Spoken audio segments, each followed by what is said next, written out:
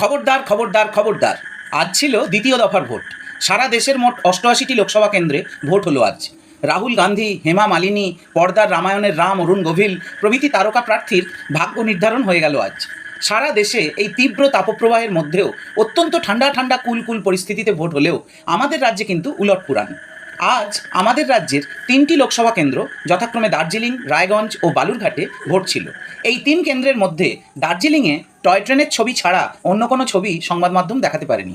এই তীব্র গরমে যে সমস্ত সাংবাদিক দার্জিলিংয়ে ভোট কভার করতে গেছেন তারা সত্যিই ভাগ্যবান।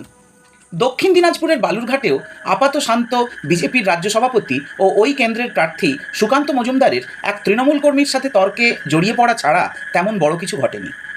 উত্তর দিনাজপুরের রায়গঞ্জে ফরওয়ার্ড ব্লক থেকে হঠাৎ কথা নেই বার্তা নেই কংগ্রেসে যোগ দেওয়া ভিক্টরকে দেখে তৃণমূল কংগ্রেসের লোকেরা জয় বাংলা বলে চেঁচাতে শুরু করে। শেষ পর্যন্ত ভিক্টর ভিক্টরি স্ট্যান্ডে দাঁড়ানোর সুযোগ পাবেন কি না কে জানে।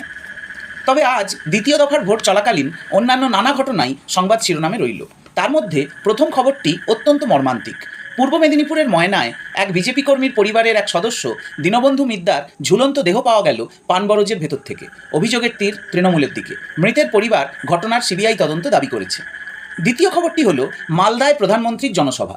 যে জনসভা থেকে এই 26,000 চাকরি চলে যাওয়ার ঘটনার উল্লেখ করে প্রধানমন্ত্রী তৃণমূলকে কাঠগড়ায় দাঁড় করিয়েছেন। তৃতীয় খবরটি এমনকি জাতীয় মিডিয়ারও দৃষ্টি আকর্ষণ করেছে। সেটি হলো সন্দেশখালিতে শেখ শাহজাহান ঘনিষ্ঠের বাড়িতে অস্ত্র ভাণ্ডারের সন্ধান পাওয়া। আর তারপর NSG, bomb disposal squad, robot দিয়ে বোমা উদ্ধার, সে একদম যাচ্ছে তাই ব্যাপার। সন্দেহ ভোটে অশান্তি পাকানোর উদ্দেশ্যেই এই বিস্ফোরক মজুত করা হচ্ছিল।